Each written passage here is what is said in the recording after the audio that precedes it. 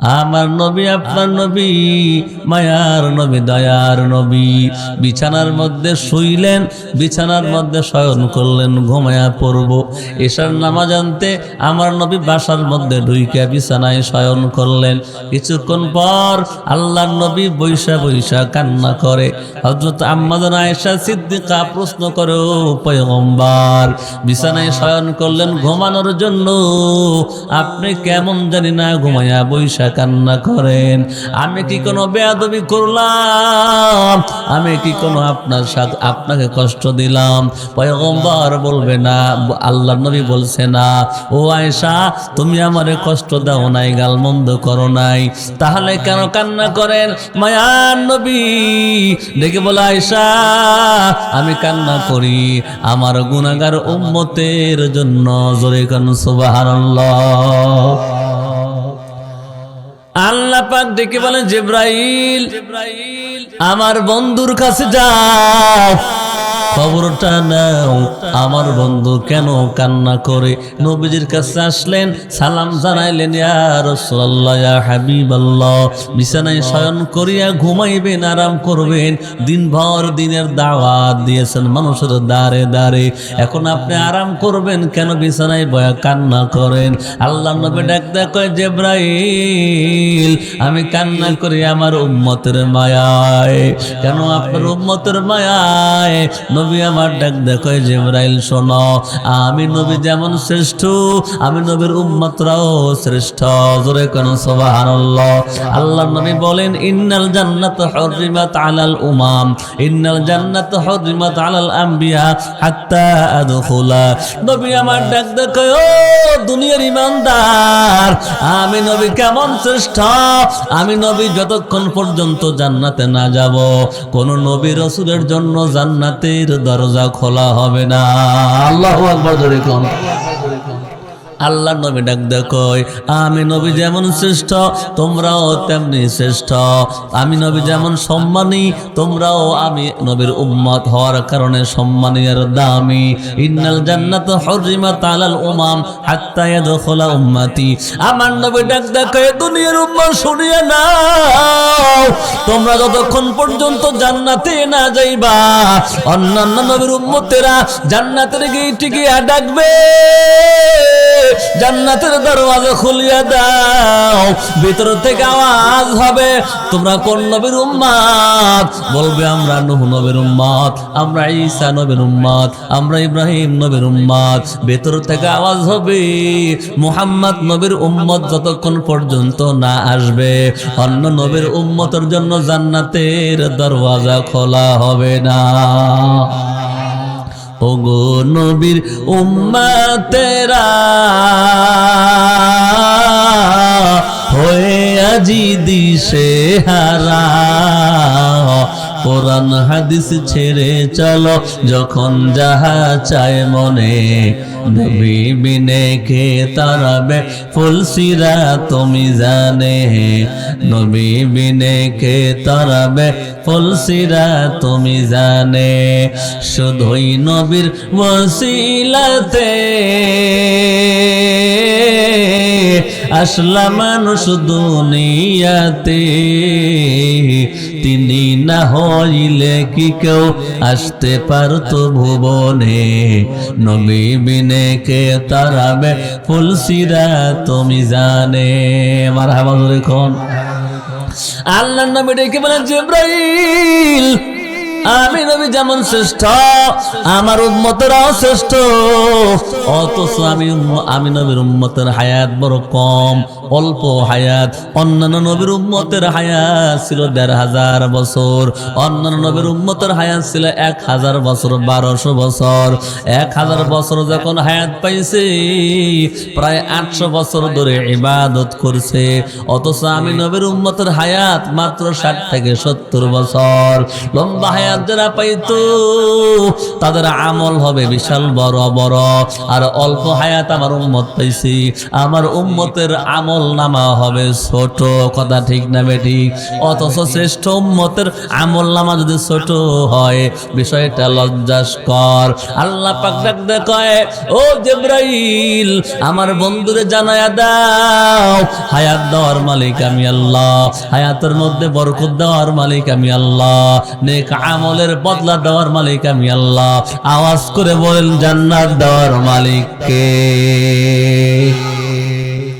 আল্লাহ পাক বলে, ও নবী গো, চিন্তা করবেন না, আপনার উম্মতের হায়াত যদিও কম, আপনার উম্মতের হায়াত যদিও অল্প, আমি আল্লাহ আপনার উম্মতের হায়াতের মধ্যে এমন কিছু বরকত দান করব, এমন কিছু সময় দান করব, এমন কিছু সুযোগ দান করব, ওই সুযোগগুলো যদি গ্রহণ করে হাজার মাস, হাজার দিন, হাজার বছর ইবাদত করিয়া অন্য নবীর উম্মতেরা যেই সব পাইতো, আপনার উম্মতেরা অল্প সময় ইবাদত করিয়া তার চাইতে বেশি নেকি পেয়ে যাবে।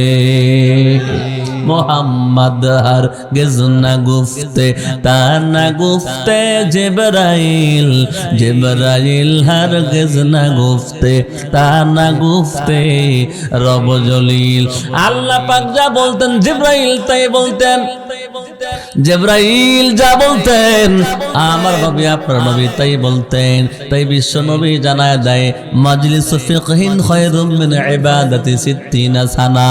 ওগো আমার উম্মতের দল, তোমরা ভালো করে শুনিয়া নাও, যেই জায়গাতে কোরআন সুন্নাহর আলোচনা করা হয়, যেখানে ইসলামের বৈঠক দেওয়া হয়, ওই মজলিসটা কত দামি জানো? অন্যান্য নবীর উম্মতেরা 60 বছর ইবাদত করিয়া যে নেকি পাবে, তোমরা যদি আমলের নিয়তে কোন মজলিসে যোগদান করো, 60 বছরের ইবাদতের চাইতে বেশি নেকি আমার আল্লাহ আমল নামাই দিয়ে দিবে। আপনারা খুশি না বাজার? কয় বছর? 60 বছরে ইবাদত করে অন্য নবীর উম্মতরা যে পরিমাণ নেকি পাইছে, আমরা ময়দানে বসেই তার চাইতে বেশি নেকি পাবো। জোরে কোন সুবহানাল্লাহ। আল্লাহর নবী ডাক দেখো, যেই জায়গায় আল্লাহ পাকের বরত্বের ঘোষণা করা হয়, কোরআন সুন্নাহর আলোচনা করা হয়, ওই মজলিসটা কত দামি জানো? এই মুসলমান ইমানদার, এই মজলিসের দাম এত বেশি কেন? আমার আল্লাহ যেমন দামি, আমার আল্লাহর কোরআনও তেমন দামি। আল্লাহর কোরআন যারা শুনতে আসে তাদের সম্মান বাড়ায়া দেন কে? আল্লাহর নবী বলে, এই মাহফিলটা এত দামি জানো? এই মাহফিলটাকে আল্লাহ পাক ফেরেশতা দিয়ে ঘেরাও করিয়া নেয়, সকিনা নাজিল করে, রহমত দিয়ে ডাকিয়ে নেয়, আর আল্লাহ তাআলা মিষ্টি মিষ্টি হাসে আর বলে, ফেরেশতা তাকায়া দেখো না, আমার বান্দা আমার বান্দিগুলো ময়দানে বৈশা, মাটির মধ্যে বৈশা কোরআন সুন্নাহর বয়ানগুলো শোনে, আমি আল্লাহকে দিয়ে বিদায় দিব। ফেরেশতা বলে, আল্লাহ আপনার বান্দারা টাকা চায় না, ক্ষমতা চায় না, আপনার বান্দারা নিজেদের গুনাহ খাতা মাপ চায়, জান্নাত কামনা করে, জাহান্নামকে ভয় পায়। আল্লাহ পাক ডাকতে বলে, ও ফেরেশতারা বলো, আমার বান্দারা কি কখনো আমি আল্লাহকে দেখছে? কয় না, দেখে নাই। আমি আল্লাহর জান্নাত? কয় না, জান্নাতও দেখে নাই, জাহান্নামও দেখে নাই। কোরআন সুন্নাহ বিশ্বাস করে, তাই জান্নাত জাহান্নামকেও বিশ্বাস করে, তোমাকেও বিশ্বাস করে, তোমার ফেরেশতাদেরকেও বিশ্বাস করে। তোমার বান্দারা তোমার গুণগান শুনিয়া তোমার কাছে ক্ষমা চায়। আল্লাহ বলে, ও ফেরেশতা, আমার বান্দাদের সুসংবাদ শোনায়া দাও, আমি আল্লাহ আমার বান্দা বান্দির জীবনের গুনাহগুলো মাফ করে দিলাম। আতিনা ফি দারে দুনিয়া না হাসান, আতিনা ফি দারে উকবা না হাসান, ইয়া গিয়াসাল يا غياث المستغيثين اهدنا لانتخار بالعلوم والغنى ہر گھڑی میں دینے تو تیار ہے جو نہ مانگے اس سے تو بیزار ہے প্রথম নাম্বার সূরা সূরাতুল ফাতিহা 2 নাম্বার সূরা সূরাতুল বাকারা 114 নম্বর সূরা সূরাতুন নাস নাস মানে মানুষ, মানুষের নামে আল্লাহ সূরা নাজিল করলেন। বাকরাতুন মানে গাভী, গাভীর নামেও সূরা নাজিল করেছেন, মানে এর মধ্যে একটা গাভীর ইতিহাস আছে। সূরাতুল ফিল, আলাম তারা কাইফা ফাআল রাব্বুকা বিআসহাবিল ফিল, এই হাতির নামে সূরা। এই সূরার ভিতর হস্তি বাহিনীর একটা ইতিহাস রয়েছে, এই জন্য সূরার নাম সূরা ফিল। তেমনি একটা সূরার নামল, নামল মানে পিপিলিকা, পিপিলিকার নামে সূরা।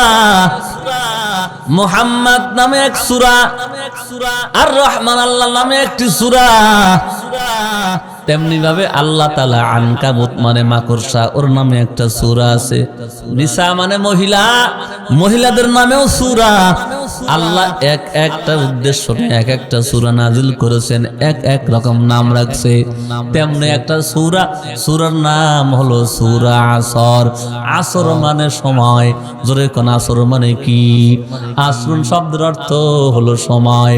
আল্লাহ সময়ের নামে সূরা নাজিল কইরা বান্দাদেরকে জানায়া দেয়, বান্দারা শোনো, আমি আল্লাহ সময়ের নামে সূরা নাজিল করলাম। কেন জানো? সময়টা বড় দামি, তোমার যে হায়াতটা বড় দামি। একদিন চলিয়া যায়, তোমার হায়াতের একটা দিন বিয়োগ হইয়া যায়। এক রাত চলিয়া যায়, তোমার হায়াত নামক গাছের একটা রাত্রি বিয়োগ হইয়া যায়। 1 ঘন্টা চলিয়া যায়, ওই 1 ঘন্টা জীবনে আর ফেরত পাইবা না। কথা ঠিক না ঠিক? আল্লাহ তাআলা তাই গুরুত্ব বুঝাইবার জন্য সময়ের নামে কসম করলেন, সময়ের নামে সূরা নাজিল করলেন। আল্লাহ পাক বলেন ওয়াল আসরি, আমি আল্লাহ সময়ের কসম করে বলি। আল্লাহ তাআলা যখন কসম খায়, ওই কথাটা দামি না বেদামি? কসম খায় কেন? কসম মানুষ করে হলো নিজের কথাটাকে শক্তিশালী করার জন্য, নিজের কথাটাকে গুরুত্ব বুঝাইবার জন্য, ওয়েটফুল করার জন্য। দুইজনে ঝগড়া করে, বৌমা ডাক দে কয়, শাশুড়ি ডাক দে কয়, শুনছনি? কয় কি শুনব? কয় তো আমার বৌমা, আমার বেটার বউ আমারে বেখাপ্পা ভাষায় গালি দিছে। বেটার বউ ডাক দে কয়, না শ্বশুর আব্বা, আমি আম্মাকে গালি দেই নাই। শাশুড়ি ডাক দে কয়, না না আমি মিথ্যা কথা বলি না, আমার বৌমা গালি দিছে। এবার বৌমা কয়, ও শ্বশুর আব্বা, আমি গালি দেই নাই, আমি আল্লাহর কসম করে বলি আমার শাশুড়িকে গালি দেই নাই। যখন কসম করে বলে, তখন তার বক্তব্যটা সবাই বিশ্বাস করে। ঠিক না বেটি? তখন সবাই করে, না এই মাইয়াটা কসম করতেছে বারবার, ও মনে হয় এই গালি দেয় নাই। কথা ঠিক না বেটি? তাহলে আমরা দেখি কসম করে মানুষ কথাটা সত্যায়ন করার জন্য আল্লাহ কসম করলেন। আল্লাহ পাক এরপরে যে কথাটা বলবে, ওইটা যেন মানুষ এনকার না করে, মানুষ যেন নরমাল না মনে করে, মানুষ যেন অবিশ্বাস না করে, এই জন্য আল্লাহ কসম করলেন। 2 নাম্বার বিষয় হলো, কসম যখন করে, যে জিনিসটার নামে কসম করা হয়, ওই জিনিসটা যদি দামি হয়, তাহলে কসমটা গ্রহণযোগ্য হয়। আর যে বস্তুর নামে কসম খাওয়া হয়, ওই বস্তু যদি নরমাল হয়, তাইলে ওই কসমটা গ্রহণযোগ্য হয় না। আওয়াজ করে বলেন, মুসলমানের কাছে সবচাইতে দামি তিনি হলেন কে? এই জন্য মুসলমানদের জন্য আল্লাহ ছাড়া কারো নামে কসম করা জায়েজ নাই। ঠিক আছে তো? এ মুমিন, ভালো করে শুনিয়ে নাও। মসজিদের একটা ব্যাটারি চুরি হয়ে গেছে। মাঝে মধ্যে খবর পাওয়া যায়, অমুক মসজিদের ব্যাটারি নাই, অমুক মসজিদের ফ্যান খুলে নিয়ে গেছে। এমন চোর আছে, 2-1টা আছে না নাই? এই এলাকায় বুঝি নাই, যে এলাকায় চোর আনাগোনা বেশি করে, ওই এলাকার মসজিদের ট্যাপের ওই ট্যাপটাও খুলে নিয়ে যায়। কথা ঠিক না বেঠি? চোরের কোনো ধর্ম আছে? ভাইরা আমার, মসজিদের মাইক নাই, চোর চুরি করছে, একজনকে সন্দেহ হয়েছে, এলাকার লোকজন ওরে ধইরা বলছে, তুই ছাড়া কেউ চুরি করে নাই, কারণ এলাকার মধ্যে তুই তো চোর। এর আগে ডাব চুরি করছিলি, ধরা পড়ছিলি। এরকম হয় না? কারণ চোর ডাক দেয়, কয় ভাই আমি চুরি করি নাই, আমি কসম করে বলতে পারবো চুরি করি নাই। তখন কয়, তাহলে কসম কর। আমি বিড়ি খাওয়ার কসম করি। কত বোঝেন নাই? জন কইছে বিড়ি খাওয়ার কসম করে ওর পিঠের উপর দিছে শুরু করে। তার মানে নরমাল জিনিসের কসম খাইলে ওই কসম কসমই হয় না। কথা কোন ঠিক না বেঠি? কসম করতে হয় দামি জিনিসের, মহামূল্যবান জিনিসের। যদি কয় আমি আল্লাহর নামে কসম করে বলি, তখন কথাটা বিশ্বাস করবে। কথা ঠিক না বেঠি? তাইলে আল্লাহ পাক কসম করলেন সময়ের। এবার বোঝেন, কসম করতে হয় দামি জিনিসের। আল্লাহ যে কসম করলেন সময়ের, তাইলে সময়টা দামি না অদামি? বুঝলেন? আল্লাহর কাছে সময় বড় দামি, এই সময় মহামূল্যবান। একদিন চলে যাবে, জীবনে আর ফেরত পাবো না। 1 মাস চলে যাবে, জীবনে আর ফেরত পাইতাম না। 1 বছর আমার জীবন থেকে চলে গেছে, ওইটার কখনো ফেরত আসবে না। আল্লাহ তাআলা বুঝাই, বান্দা আমি আল্লাহর সময়ের কসম করে বললাম, অতএব সময়টা তোমার জীবনের সবচাইতে মূল্যবান সম্পদ। ঠিক না ঠিক? সময় যদি না পাই তুই ইবাদত করব কখন? সময় যদি না পাই আমি বিয়ে করব কখন? কথা কোন ঠিক না বেটি? বিয়ের সময় আগে বলে গেছে। ভাইরা আমার, জমিতে আমি চাষ করব, সময় পাইলাম না, ফসল পাবনি।